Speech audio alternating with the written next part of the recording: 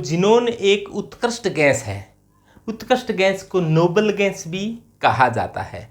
कि नोबल का अर्थ होता है कम क्रियाशील। जिस प्रकार से नोबल मेटल होते हैं, नोबल धातु होते हैं, कि जैसे AuPt, Ag, ये नोबल धातु होती हैं, कम क्रियाशील होती है। उसी प्रकार से वर्ग संख्या 18 के जो तत्व है, helium, neon, argon, krypton, xenon, radon, जैसे इनको याद करने का तरीका बताया था, हीना, नीना और करीना का जीरोक्स से रंगीन। हीना, नीना और करीना का जीरोक्स से रंगीन। तो ये कम क्रियाशील होते हैं। इनका पहला यौगिक बनाया गया था, वो था XCPTF6। ये नील बर्कलैंड ने सबसे पहला यौगिक बनाया इनका, XCPTF6। आजकल तो इनके बहुत से यौगिक ज्ञात हैं, जैसे XCF2, XCF4, XCO2F2, XCO2F4, XCEF6 और भी XCO3 आदि बहुत से यौगिक ज्ञात हैं जिनका अपने अध्ययन करेंगे। सबसे पहले अपने बात करें कि XCF2 होता है। XCF2 को अपने कैसे बनाए जा सकते हैं, इनका अनुपात का बड़ा महत्व है। XCF2 बनाने के लिए Xe और F2 को 1:2 में लेना होगा। और 1:2 में आप या तो इनको ऐसे करो कि निकल की उपस्थिति में 400 डिग्री सेंटीग्रेड पर गर्म कर दिया जाए। निकल की उपस्थिति में 400 डिग्री सेंटीग्रेड गर्म करोगे तो क्या बन जाएगा, ये XCF2 बन जाएगा।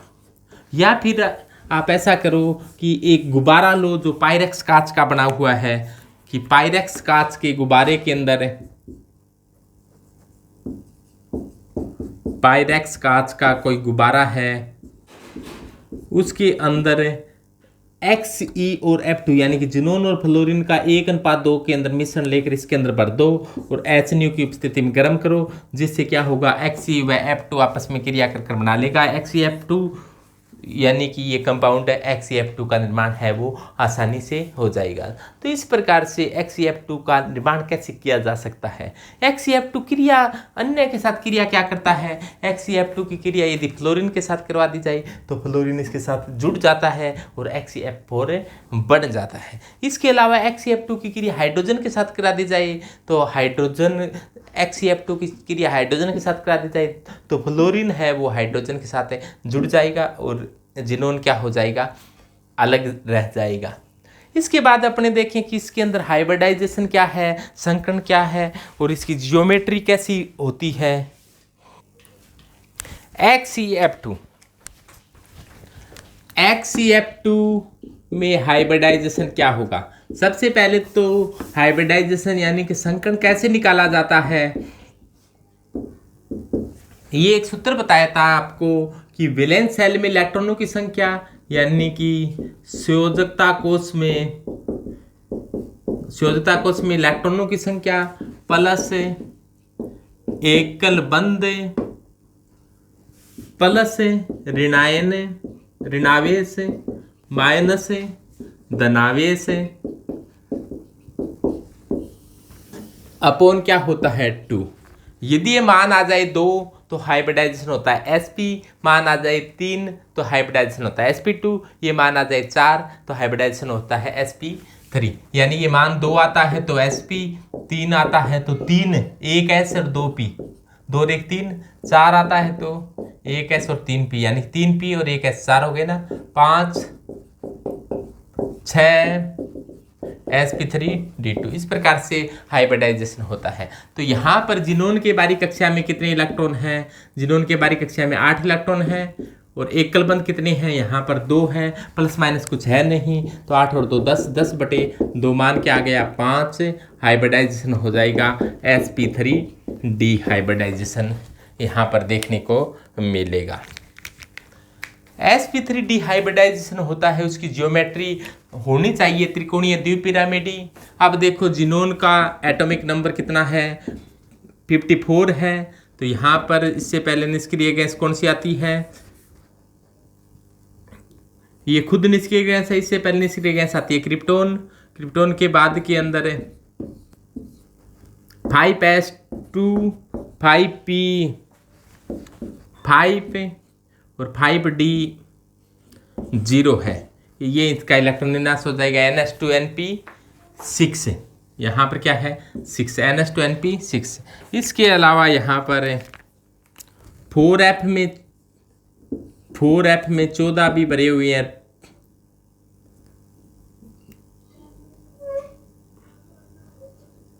तो ये इससे पहले वाला आप नहीं दर्शाओ तो आप सीधा ही ऐसे कह दो कि 5s में 2 इलेक्ट्रॉन है, 5p में 6 है, 5d में 0 है। 5s में 2 इलेक्ट्रॉन है, आप इस प्रकार से दर्शा दो। 5p में 6 इलेक्ट्रॉन है, आप इस प्रकार से दर्शा दो। और 5d के अंदर कोई इलेक्ट्रॉन नहीं है। ऐसी अवस्था 5s में 2 इलेक्ट्रॉन, 5p में 6, 1 2 3 4 5 6 और 5d में कोई इलेक्ट्रॉन नहीं है। इस अवस्था को कहेंगे ग्राउंड स्टेज। इस अवस्था को कहेंगे ग्राउंड स्टेज। ये इलेक्ट्रॉनिक विन्यास आपको इलेक्ट्रॉनिक विन्यास में बहुत अच्छे तरीके से करवा रखा है, तो आप इलेक्ट्रॉनिक विन्यास है वो पीछे की वीडियो देख सकते हो। तो ये तो हुआ इसका ग्राउंड स्टेज यानी कि सामान्य अवस्था। ग्राउंड स्टेज को आद्य अवस्था या सामान्य अवस्था होती है। ये सबसे स्थायी अवस्था है, यानी सबसे स्थायी अवस्था के अंदर इलेक्ट्रॉन किस प्रकार से रहेंगे, s में 2 और p में 6। तो यदि इसको ऊर्जा मिलेगी तो एक इलेक्ट्रॉन मान लो छलांग लगाकर 5d में आ गया, तो 5s के अंदर अब है 2, 5p के अंदर अब है 5 और 5d के अंदर एक इलेक्ट्रॉन आ गया है, ये रहा। तो इस अवस्था को कहेंगे एक्साइटेड स्टेज कहेंगे, यानी कि उत्तेजित अवस्था कहेंगे। उत्तेजित अवस्था में ऐसा हुआ है। तो यहाँ पर जो हाइब्रिडाइजेशन होगा, देखो एक s ने काम लिया है, एक s काम आ रहा है 5s, 3p काम आ रही है 5p और एक d काम आ रहा है 5d। तो हाइब्रिडाइजेशन हो जाएगा ये। तो ये एक s कितने p, 3p और कितने d, एक d। तो sp3d संकर्ण हो जाएगा।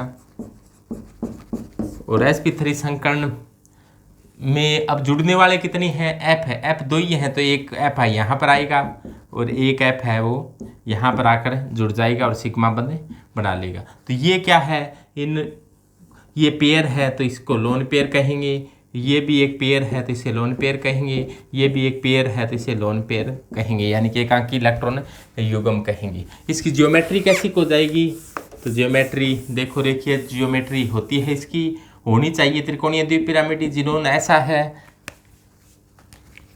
तो जिनोन बीच में बैठेगा, होना ऐसा चाहिए। त्रिकोणीय द्विपिरामिड ज्यामिति इस प्रकार की होती है, एक ऊपर एक नीचे और ये एक त्रिकोण, लेकिन एक फ्लोरीन ऊपर आ गया, एक फ्लोरीन नीचे आ गया।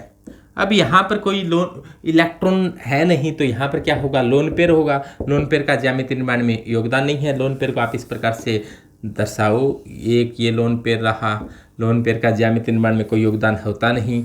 एक लोन पेयर ये रहा और एक लोन पेयर ये रहा, इसको मिला दें तो ये त्रिकोणीय ज्यामिति बनती है। तो इस प्रकार की ज्योमेट्री का यहाँ पर निर्माण होगा।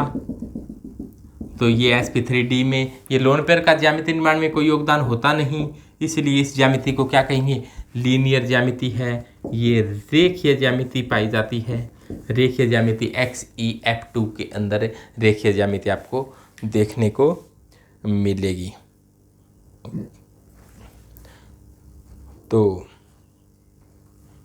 इसी प्रकार से XeF4 पढ़ना हो अपने को, तो XeF4 पढ़ना हो तो यहाँ पर क्या होगा, इसमें सबसे पहले हाइब्रिडाइजेशन देख लें। अब यहाँ पर संयोजकता कोष में इलेक्ट्रॉनों की संख्या कितनी है, संयोजकता कोष में इलेक्ट्रॉनों की संख्या 8 है, लेकिन एकलबंध है वो अब की बार कितनी आ गई हैं, 4 आ गई हैं। तो 8 और 4 कितनी होगी, 12/2। 12/2 का मान कितना हो गया, 6 और 6 हो गया। तो हाइब्रिडाइजेशन क्या हो जाएगा, sp3d2 हाइब्रिडाइजेशन यहाँ पर हो जाएगा। तो सबसे पहले जिनोन का इलेक्ट्रॉनिक विन्यास लिखोगे। अब की बार क्या कर दोगे, एक इलेक्ट्रॉन को और भेजो इधर। एक्साइटेड स्टेज में एक इलेक्ट्रॉन और आएगा, ये ग्राउंड स्टेज थी। एक्साइटेड स्टेज में क्या होगा, एक इलेक्ट्रॉन और आएगा, जिसके कारण एक्साइटेड स्टेज में इलेक्ट्रॉनों की संख्या थोड़ी बढ़ जाएगी। कैसे बढ़ेगी, देखो ध्यान से कि ये 5s है, 5s के अंदर कितने इलेक्ट्रॉन हैं, 2 हैं। 5p के 2 इलेक्ट्रॉन आगे चले गए, तो पहले इसे पूरा भरा हुआ था 1 2 3 4, अब 2 इलेक्ट्रॉन आगे चले गए, यहाँ पर एक एक ही है। और 5d के अंदर अब कितने इलेक्ट्रॉन हो गए हैं?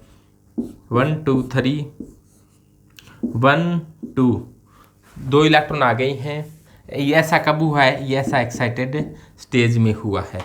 तो एक्साइटेड स्टेज में अब क्या होगा? हाइब्रिडाइजेशन क्या होगा? हाइब्रिडाइजेशन हो जाएगा, एक S काम आ रहा है, 3p काम आ रही हैं और 2d काम आ रही हैं, तो हाइब्रिडाइजेशन हो जाएगा sp3d2 हाइब्रिडाइजेशन हो जाएगा, sp3d2 हाइब्रिडाइजेशन हो जाएगा। और यहाँ पर sp3d2 बॉन्ड बनाने के लिए क्या होगा? ये फ्लोरीन आया, फ्लोरीन कितनी है? 4, 1 2 3 4, 1 2 3 4, बाबा तेरी जय जयकार। तो ये देखो यहाँ पर फ्लोरीन 4 आकर 4 सिग्मा बंध बना लिए हैं और यहाँ पर ये लोन पेयर बैठा है। लोन पेयर का अर्थ वो इलेक्ट्रॉन है, वो पेयर है, वो जोड़ा है जिसने कोई भी बंध बनाने में पार्टिसिपेट नहीं किया है। तो यहाँ पर हाइब्रिडाइजेशन हो गया है sp3d2। sp3d2 की जियोमेट्री होनी चाहिए अष्टफलकीय है, लेकिन लोन पेयर न हो तब ये अष्टफलकीय होती है। लेकिन अब की बार तो क्या गया? लोन पेयर आ गया, तो जिनोन के साथ 4 तो बंध हैं और 2 लोन पेयर है। 4 बंध है तो 4 फ्लोरीन, मान लो यहाँ एक यहाँ जुड़ा, एक यहाँ जुड़ा, एक यहाँ जुड़ा, एक यहाँ जुड़ा, ऊपर और नीचे, एक ऊपर जुड़ना चाहता है, एक नीचे जुड़ना चाहता है, लेकिन अब बंचे नहीं, तो ऊपर और नीचे कौन बैठे रहेंगे? लोन पेयर बैठे रहेंगे। लोन पेयर का ज्यामितीय निर्माण में कोई योगदान नहीं है, इसलिए ज्यामिति होगी वो वर्ग समतलीय, यानी कि स्क्वायर प्लेनर ज्यामिति होगी, वर्ग समतलीय जियोमेट्री का यहाँ पर निर्माण हो जाएगा। ये ज्यामिति क्या कहेंगे?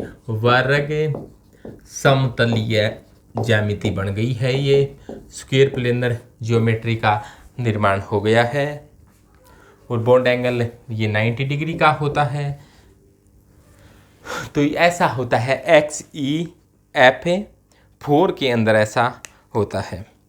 XeF4 को बनाना हो आपको, तो XeF4 बनाना बहुत ही सरल काम है। जिनोन और फ्लोरीन को 1:4 में लेकर निकल की उपस्थिति में 300 डिग्री सेंटीग्रेड पर गर्म कर दिया जाए तो क्या बन जाएगा? XeF4 बन जाएगा। कैसे? कि आप ऐसा करो, एक पात्र के अंदर जिनोन लो और क्या लो? फ्लोरीन लो, 1:4 में लेना है। ये 1 है तो ये क्या लोगे आप? 4 गुना लो। निकल की उपस्थिति में 300 डिग्री सेंटीग्रेड टेम्परेचर पर गर्म करोगे तो XeF4 का निर्माण हो जाएगा। तो ये इस प्रकार से आप इसे बना सकती हो। XeF4 को बनाना अब हुआ आसान। तो इस प्रकार से यहाँ पर XeF4 का निर्माण है वो बड़ा ही आसानी से कर सकते हैं। और ये जो बंध होते हैं ये किस प्रकार के बंध हैं? ये सहसंयोजक बंध है, सहसंयोजक बंध है, यानी कि क्या है?